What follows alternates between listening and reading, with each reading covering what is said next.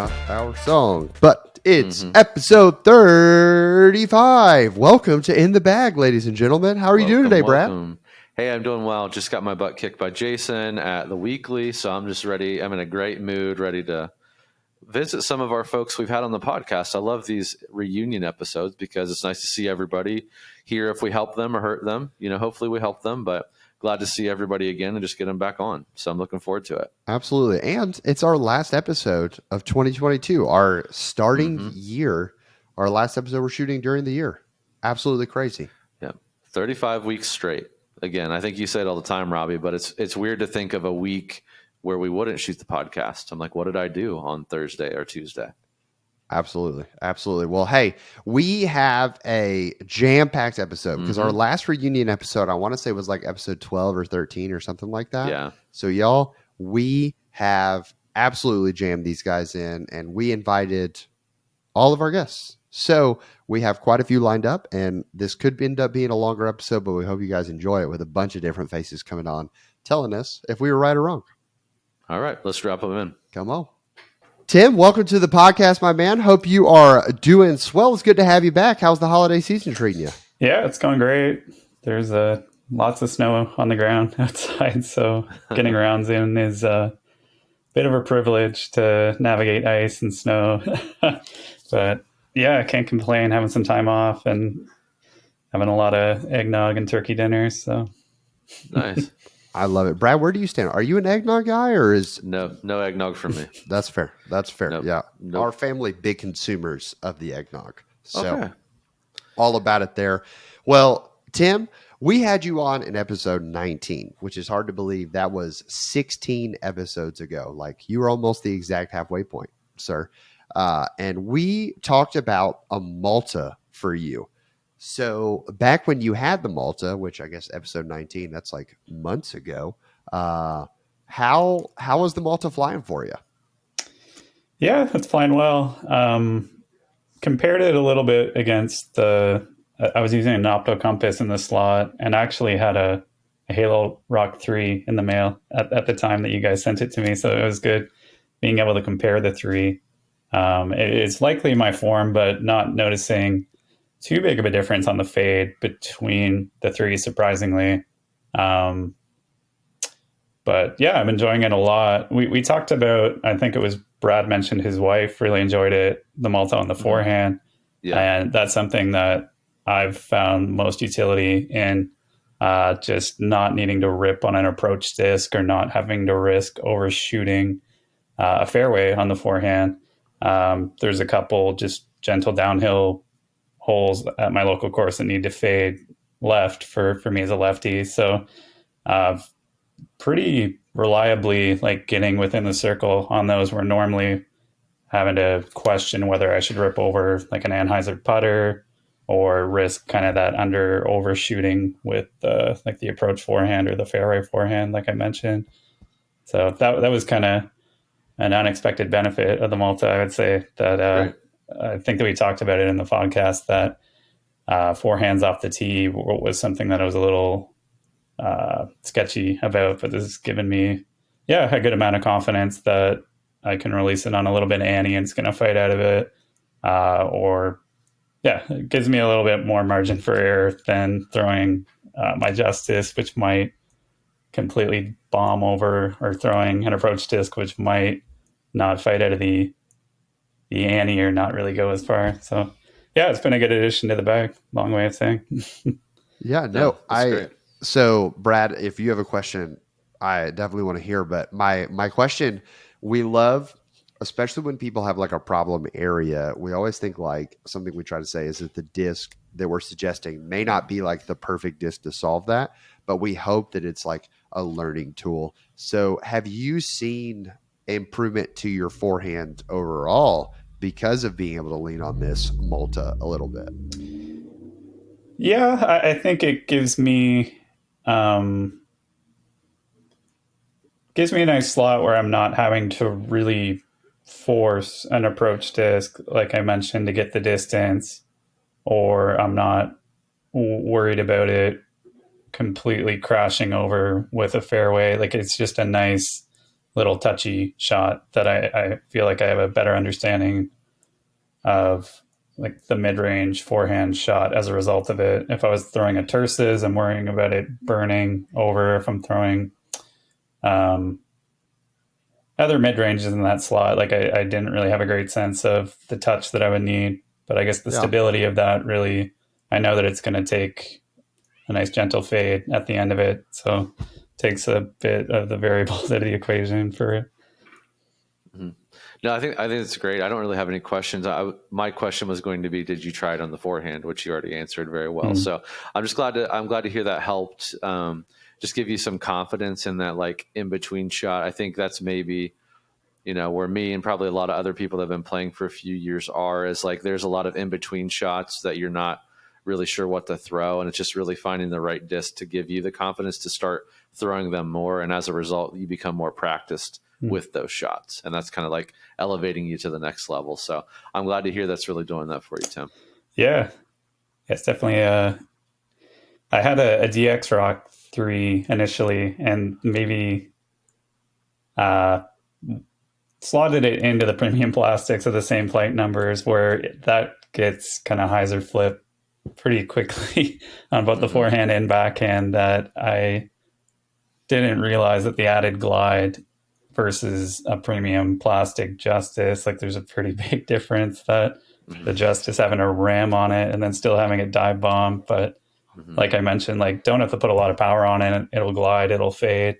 It's a nice thing to have, to not have to crank on a forehand and risk not knowing what the release is going to be. Yeah, that's awesome. Well, Tim, we really appreciate you coming back on, man, and giving that feedback. So overall, I can't remember what we called it, but in like previous pot or reunion episodes, but like, would you call it a success or a miss?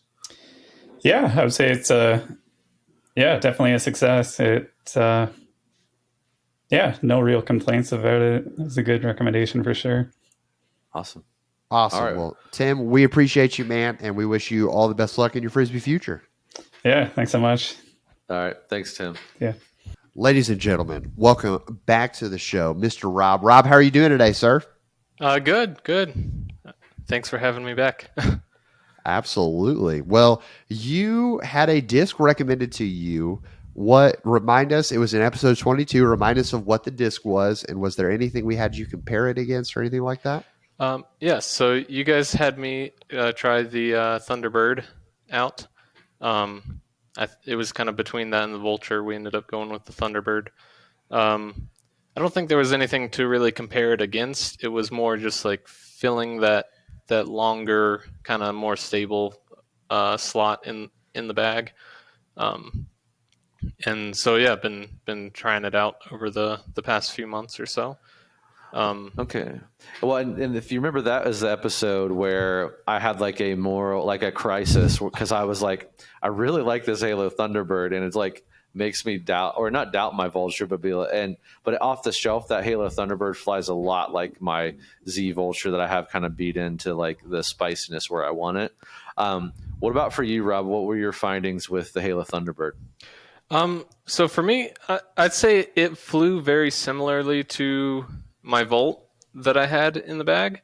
I'd say the Volt might go a little bit farther, but that's just because it's a Fission Volt. It's a little bit lighter than the Thunderbird. But so as far as like, unique shot shapes, I feel like there was already some overlap there, but it did kind of make me question the whole area in that space in the bag. And so I ended up, for now, taking out some of my more overstable stuff, like my FD3s, because I feel like this is stable enough for me at this time that I don't really need something that overstable. So it's kind of shifted into that slot for now. And then, maybe as things change, it might take over a different role in the future. Yeah. Right. How do you like and another thing for me with the Halo Thunderbird is I really like how it feels in my hand. Like I really like the plastic. How do you feel about the plastic maybe compared to your Volt? No, I love the feel of this, especially over the Volt. The Volt, the Fission plastic is a little slick for me. especially in the fairway, kind of the smaller rim slots. On like distance drivers, it's usually not an issue. But no, I was pleasantly surprised with kind of how good this plastic feels. I think I've only really ever had like champion plastic for Innova before, and that's always been like super slippery, especially out here if it gets like cold and wet. Mm-hmm. Okay. Yeah. No, that's good to hear. I think that's just something to always work on. And we talk about mold minimalization a ton on the podcast, and we believe it. But I'm kind of in the spot maybe where you are, Rob, where I'm like, okay, these discs are kind of making me rethink these spots in my bag. So I'm going to try out a couple molds and really decide what I like before I go all in and buy like 30 Halo Thunderbirds, right? So hopefully this is giving you, like you said, just kind of thinking a little bit about it, maybe minimizing that gap, like the different molds you like in it, and maybe just trying one or two. So yeah, for sure, and it's definitely made me kind of branch out and just try out some different molds in general. I did try out like a jackalope based on a conversation in this podcast, and that thing's been great for those like straight or turnover shots, just depending on how much hyzer I put it on. So that was super helpful. And then yeah, just been experimenting around with the different discs. There's so many out there now that no reason to just kind of jump in on on one just yet. yeah, if this podcast accomplishes nothing else, I hope it's that people learn from my mistake, which is there is no reason for anyone, unless you're sponsored and they're paying you a lot of money to do so, to have a one manufacturer bag or only stick or refuse to try another manufacturer. If there's one thing, Robbie, that I could just speak to the world, is that. So yeah. And the Thunderbird, like the beauty of the Thunderbird, right, is that if you end up, Rob, falling in love with it, like the Halo Plastic Thunderbird is so new. So there's still a world, right, that if you really do end up just like, wow, this beat into perfection. And I love how this feels in my hand. Like the Thunderbird comes in G Star, it comes in Champion, like it comes in a lot of those options. So mold minimalization can happen there, but you also don't have to force it. And I really do appreciate that you were like, this is really overstable, and a lot of people wouldn't necessarily consider it an FT3 slot, but like, do you need that much beef in your bag? If you're playing in Kansas, possibly, but probably not.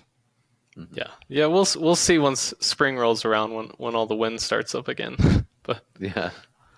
Absolutely. Well, Rob, we asked this question for all of our guests in the reunion episodes. When you're thinking about the Thunderbird and how we suggested it for you, would you call it a success or a miss? What do you think? I mean, I'd call it a success in just the sense that it got me thinking about kind of everything around the Thunderbird, and have definitely made some improvements, changes in that regard that I feel more confident in. Okay. Awesome. I think that's a win to me, Robbie. Yeah, we'll take it. Miss for the massive distance, but I mean, when we're compared against gyro, I mean, we're facing science here. So what are we going to do? Physics, technology. Darn you. Well, Rob, we really appreciate you coming on, man, and thank you for being willing to come on the show once again. And we wish you all the best of luck in your Frisbee future. Yeah, thanks again. Yeah, thanks, Rob. We have with us, once again, ladies and gentlemen, the king of big arms himself, Colby. How are you doing, sir? I'm doing well. Thanks for having me back on, guys. Dude, are you throwing that easy, sweet 500 now? It's really hard to add distance once you break 400. It's a slow process. Yeah. I can't relate, but I hear, and I have seen with students before.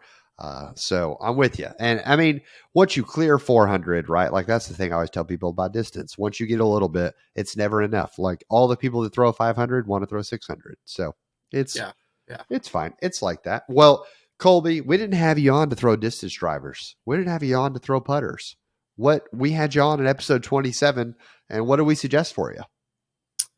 You suggested both Buzz SS and an M4. All right. So how did the battle go between the two discs? Well, it was honestly really tough at first, but if I had to describe the two discs, I felt like the M4 when you threw it on hyzer was great, but once you try to put any angle on it, it would just hold it forever and never come out. And the Buzz SS was honestly surprisingly stable because I know Brad talked about how it was a lot flippier than the M4. But I loved both of them. I honestly really loved the slot the most of like just having an understable mid. I don't know if the Buzz SS and the M4 is the answer. Right now, I'm bagging the Buzz SS. So maybe something like a little bit more reliably understable, just because that Buzz SS, I've thrown my friend's Buzz SS, and it was a lot flippier and more what I wanted. But the one you gave me, Brad, I don't know why it was just freakishly stable. Yeah, well, a little problem of that is I have a natural like Anheuser release that I'm trying to work on, so there's a little bit of that coming into play. Mm-hmm. Do you have a natural like more Heiser release? Yeah, I throw almost everything on Heiser. Yeah, so it's probably like this like I threw it kind of Annie, you threw it kind of Heiser, so it's definitely a little bit extreme from one end to the other, but definitely agree with you. Like I'm kind of in the same boat. Like I'm trying to find, because I have uplinks, right? Like uplink gang, but that's like very flippy. I'm trying to find something that's just like very straight. And if I want to coax it over to turn, I can. So I feel your struggle. I'm kind of throwing the Mindbender, the MD1 in that slot right now. That's kind of helping. So I don't know. Maybe that's something you can check out too. My personal suggestion is the Origin. When you look at the Origin, a lot of people overlook it because they see the flight numbers and it's the same flight numbers as a Buzz. And so they're like, well, that's not going to be flippy. But I do not believe the flight numbers of the Origin are accurate in the slightest. I would not get one of the new ones, the new Midnight Prowl 2, I think is what it's called. I would just get like a basic Neo Origin. And look at that. A lot of people will recommend the base plastic Origin, but I'm not a huge fan of like super base plastic on that disc because usually you're using it to shape in the woods. And if it like smokes a tree once, it gets too flippy almost immediately. So the Origin could be that. But Colby, if I remember right in our conversation, one of the biggest reasons we suggested this is because you weren't throwing anything that was inherently understable on itself, right? Like you were in the woods having to shape stuff in North Carolina. So I feel really good about the fact that you were like, I like the slot. So I definitely feel like we may have missed on the mold itself, Brad. But you said you've been throwing a friend's Buzz SS and thrown it before. Have you thrown any other options yet compared to these? Not really, but I do want to try a bunch more options of like that understable mid. Yeah. So I would check out the Origin. I love the Origin. It's to me what the Sting does and the fairway slot. The Origin is just a fairway or a mid-range version of that. Yeah, that's good to know. And hey, maybe try an uplink. It might be too flippy for what you're looking for. But the thing I like about the uplink is I don't have to throw it very hard for it to go very far and to do that natural like turnover. So maybe that is what you're looking for. You want something smooth that will just reliably turn for you. So and I will release the uplink on Heiser intentionally because I know if I do my normal release, it's going to burn over on me. So maybe that might like fare for you a little bit better. So if you see one or you have a buddy that has one, definitely try it out. Yeah, I definitely will. Yeah, like I said, I really love the slot. Just the one you gave me was just really weird. What are we doing, Discraft? It was a Tour Series one, right? No, it was just a regular stock one, but it was really domey. Okay. So. Well, you win some, you lose some. So what we've been asking everybody else, Colby, is would you consider the episode and the disc recommendation a hit or a miss? I'd say the disc recommendation itself, I wouldn't say it's a complete miss.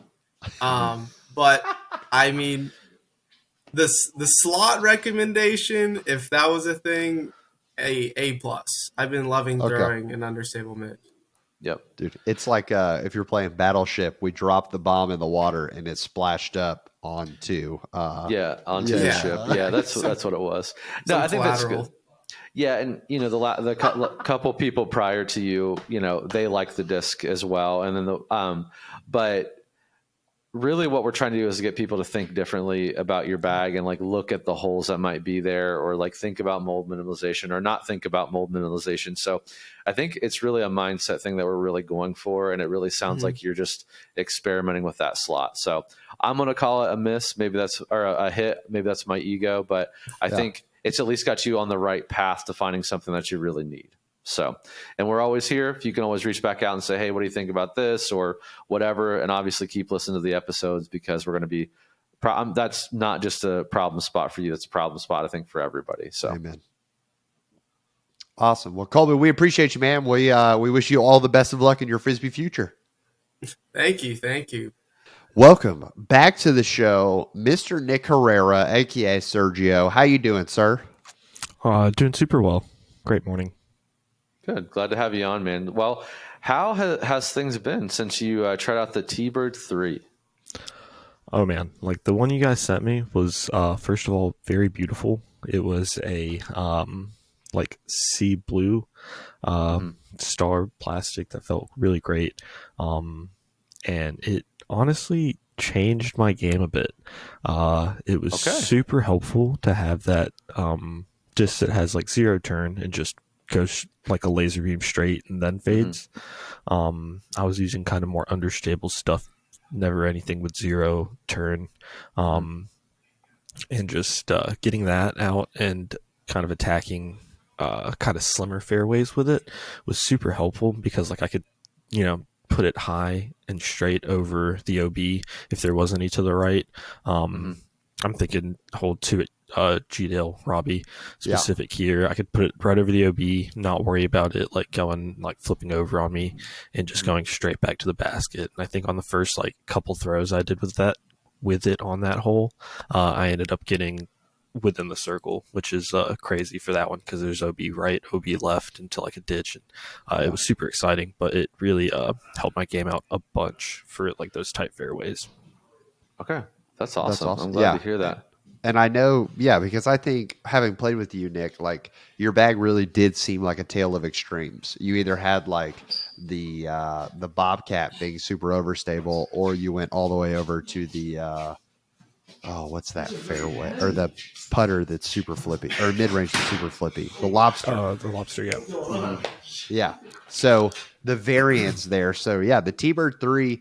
And I think to me, the T-Bird 3 flies like what people think T-Birds are supposed to fly like.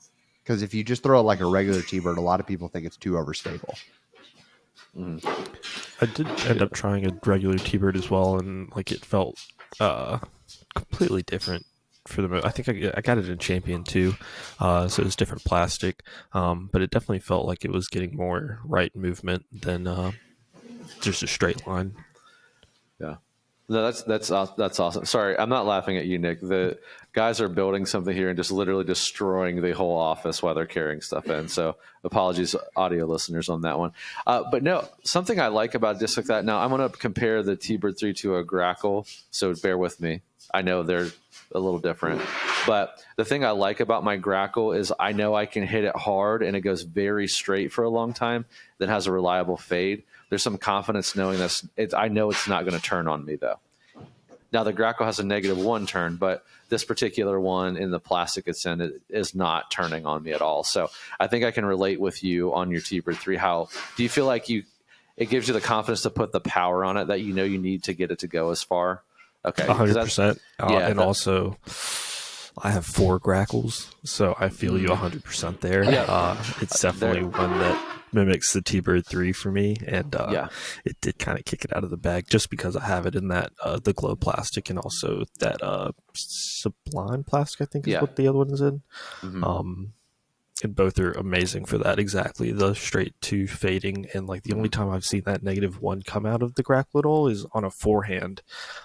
Surprisingly, I threw it, flicked it, and I guess I got enough spin on it that I saw that turn, and I was just super shocked by it, because I was like, doesn't happen on my backhand. You don't do that. Yeah. It's really funny that you say that. I was just out.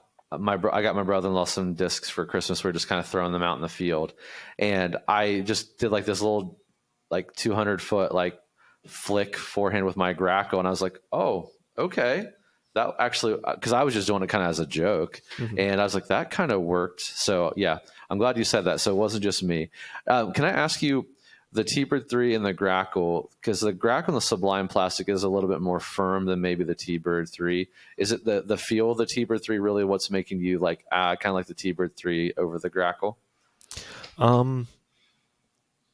For my backhand, yes. I have both in the bag, and for the most part, like I'm forehanding that Glow Grackle and backhanding that Sublime Grackle.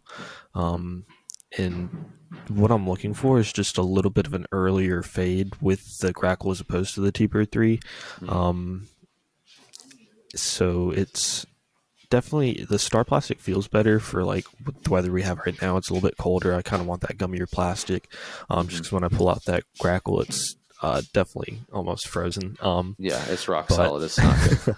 Yeah, so that gummy Star Plastic definitely helps out right about now. Awesome.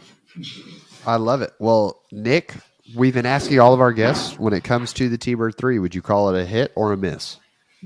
Oh, 100% hit. It was a great disc for me to be introduced to at the time where I was at in the sport.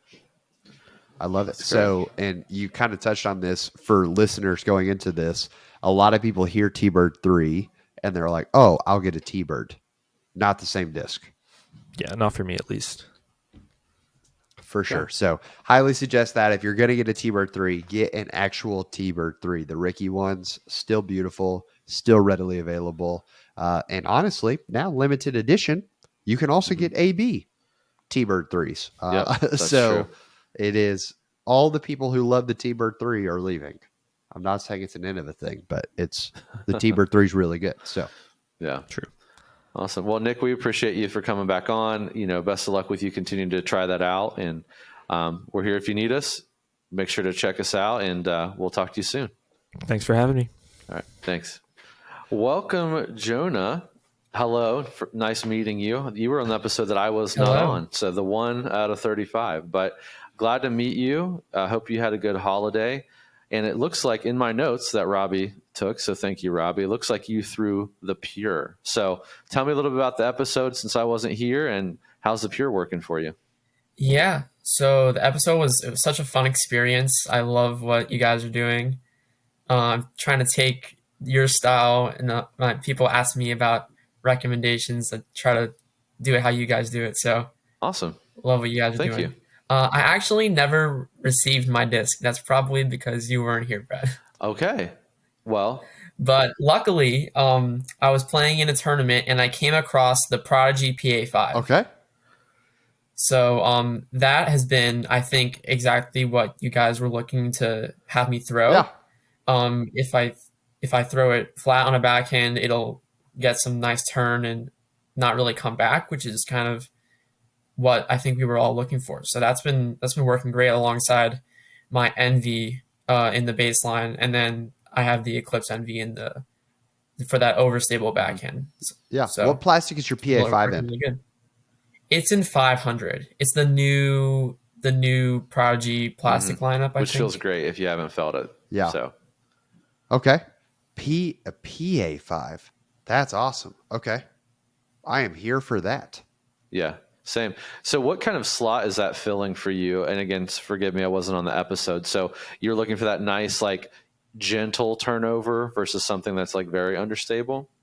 Yeah. So the two that Robbie and Trevor recommended were the Pure and the Proxy. Okay. So something that, because my baseline Envy is really pretty much dead straight with like maybe like a tick of fade with the last 10 feet of flight. As it falls out so of the we want sky. something. Yeah. Yeah, it kind of just it kind of holds whatever line I put it on, but I want something for me to throw on hyzer to hit gaps better, so that I can trust through like shorter gap shots, and then something I can trust to throw it like softer and have it turn over as opposed to throw it hard. Okay, awesome. Yeah, I've actually thrown a Pure on a previous episode. I threw it with the inner core when we had Jesse on. And so I threw the Pure in an optoplastic, which it was just very straight.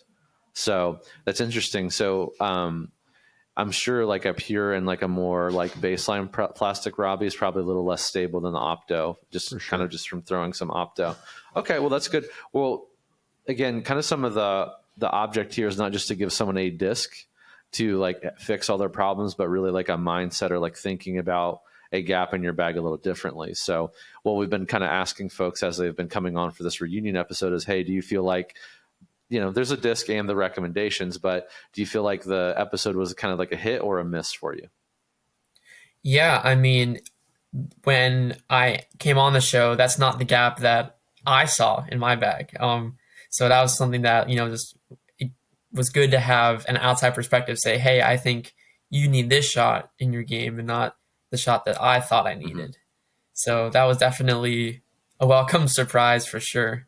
And it made me think about other gaps in my bag that I was potentially missing. I know, Robbie, if you remember, we had talked about having something in that slower fairway slot, kind of between, like in the middle in terms of stability. And I actually picked up an Infinite Exodus for that slot, and it's been flying amazing. One of my new favorites. Yeah. Oh yeah. It's so good. So yeah. So it's been, even if the exact disc y'all recommended wasn't what ended up in my bag, it definitely made me rethink how, like, what discs are meant to be like in what slots, and that what the shot you really need may not be the biggest gap in your bag. So yeah, absolutely. And it definitely dictates like what kind of courses you're playing, where you're playing, you know. No, that's great. So glad to hear that it was just basically a mindset shift for you in the episode. Glad the PA5 is working out for you. For sure. So have you thrown the Pure, or you didn't get a chance to throw the Pure yet? I had thrown one before the episode. So yeah, I think that out of the box they fly like dead straight, kind of how you described, Brad. And they beat into flippy, whereas the PA5 starts the stability that I wanted it to. And in the premium plastic, it'll have that flight for it for as long as I have it, most likely. So yeah, if a player wants to have the same mold cover different slots on that side of the stability spectrum, then maybe the Pure is a good option for them. It's a great disc. Yeah. Nothing wrong with Pure. I know I have a friend of mine who throws them all over the place. Yeah. But okay. Yeah, it's just for me, I like the Envy in terms of the range like going towards more overstable and then working down from there, as opposed to starting neutral and working down to really flippy. Yeah, gotcha. Well, hey, we appreciate you coming on. Thanks for coming on the second time now, and best of luck to you. Again, we're here if you need some help. Just feel free to reach out in the future. Of course. Thanks so much. Man. Hello, Kim. How are you? Good. How are you guys doing? Doing so good. So good. Glad to have you back, Kim. Atlanta Women's Disc Golf. Glad to be back. Repping strong. So, Kim, we had you on for episode 17, which feels like it was both a lifetime ago and yesterday, you know, classic part of time. So, Kim, what disc? It's a famous disc here on the episode. In fact, I laugh because like we aren't doing this like in order of appearances that y'all had on, and someone in this recap episode actually mentioned the disc that we had you try. Okay. Well, that's awesome. Hopefully they said good things, They did. because okay, that's awesome. Okay, now that kind of worries me. So let's hear your experience. This could be a good one or a bad one. It's a great one. Great. It actually replaced I'd say 2 or 3 discs in my bag. Wow. And the reason why I say that is I feel like the 7, 8, 9s can kind of be in the same boat or same category. And I had a Saint Pro that was getting pretty flippy in my bag. I had a Roadrunner, and I had another Roadrunner.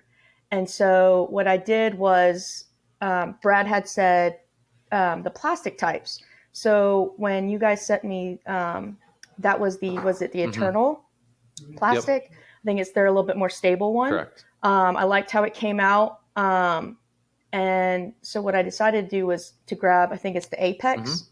I think it's their base plastic, and I bought that. And so I have those two in my bag to replace kind of like the Roadrunner and the St. Because I had like two St. Pros kind of that went in and out of my bag, and then two Roadrunners.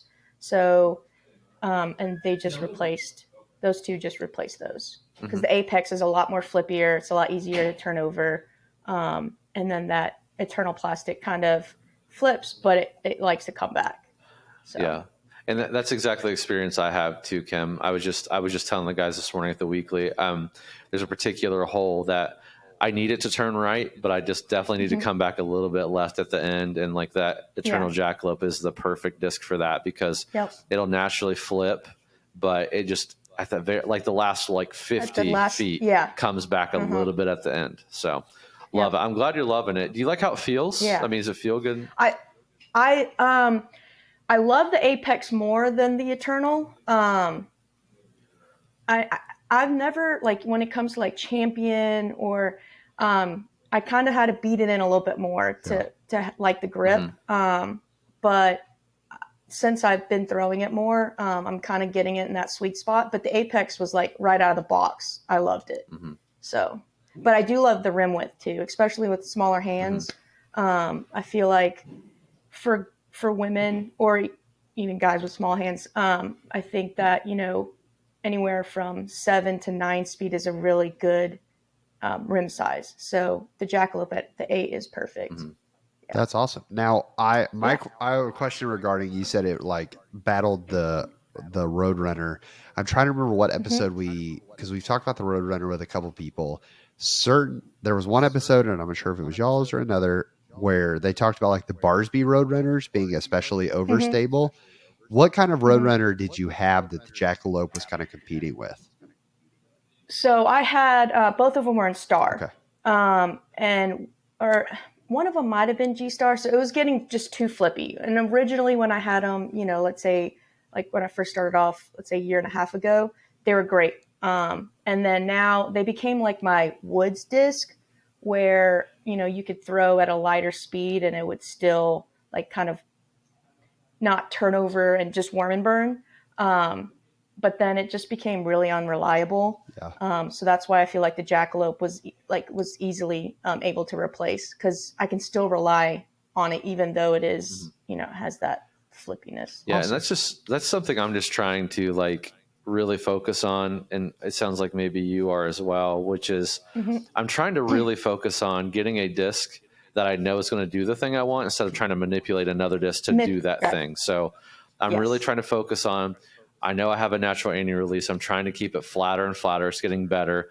And then really letting discs do what they're supposed to do. Exactly. Yeah. As I have to tell myself sometimes, like, let the disc do the job. Like, just let it do what it's supposed to do. Yeah. You know? So the next kind of like, you know, I'm just thinking of like, what's my Jackalope in like the distance driver category? And not to be a mint simp here for a second, but the freetail looks really appealing.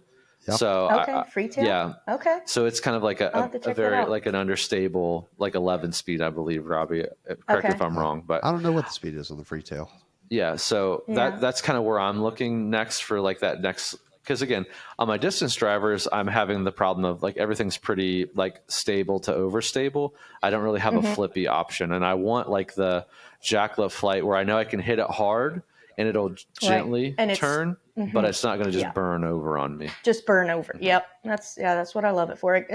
And especially because, I mean, the better you get, the more you're able to kind of manipulate the speed a little bit and kind of lay off of it. You know, Drew Gibson comes to mind. Like, you know, he's smooth, but like you can see how much power he has, but then how much he's able to just kind of lay off of a disc, and, you know, and that's kind of what I'm trying to work on. But it is a lot harder. I like just, you know, kind of having that speed already without having to decrease it. So yeah, and it looks like I misspoke. The freetail's a 10 speed, a 10 speed, but it has a -4 turn. Okay, and 1. wow. So it's very understable. Very understable. but that may be an opportunity, especially for hyzer players, right? And I don't. Do you have a natural flat release, hyzer release? I'd say it's more flat. but